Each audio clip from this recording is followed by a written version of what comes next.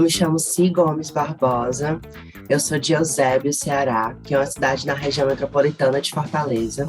Atualmente vivo e trabalho na cidade de Fortaleza, na capital. Sou artista visual e trabalho com música, performance, pintura há mais ou menos 6 anos.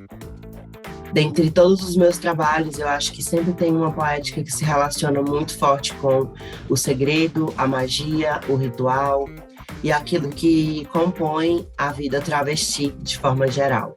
Eu sou performer, assim, de formação, né? Vivi esse processo de performance há muito tempo. Acho que o meu trabalho, ele tenta, de certa forma, cultivar numa terra seca, cultivar numa terra que não promove vida para pessoas trans, né? E foi nesse processo que eu, enquanto historiadora de formação, vivi o processo do meu último projeto e talvez um dos mais ambiciosos em termos de questionamento da memória coletiva, que é Ioiô Não Vai Voltar, onde eu me encontro com um corpo empalhado, há mais de 100 anos empalhado, de um bode que ficou muito famoso aqui na cidade de Fortaleza, e que se chamava bode ioiô. Se chamava bode ioiô porque ficava indo e voltando de um ponto a outro da cidade, né? Da Praia de Iracema até a Praça do Ferreira e da Praça do Ferreira até a Praia de Iracema. Esse bode também ficou muito famoso porque ele se relacionava com a imagem do macho cearense.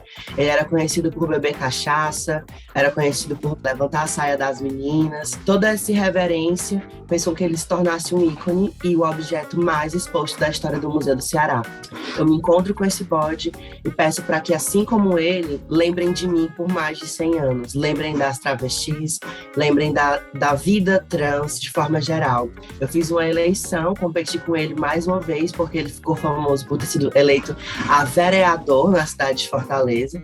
Foi um protesto político no começo do século XX. E eu me reúno com ele para questionar: Fortaleza elegeria novamente um bode ou uma travesti para a vereança, né? Meu trabalho sempre relaciona política, vivência trans, magia principalmente, e tudo aquilo que pode ser fertilizante para a minha vida.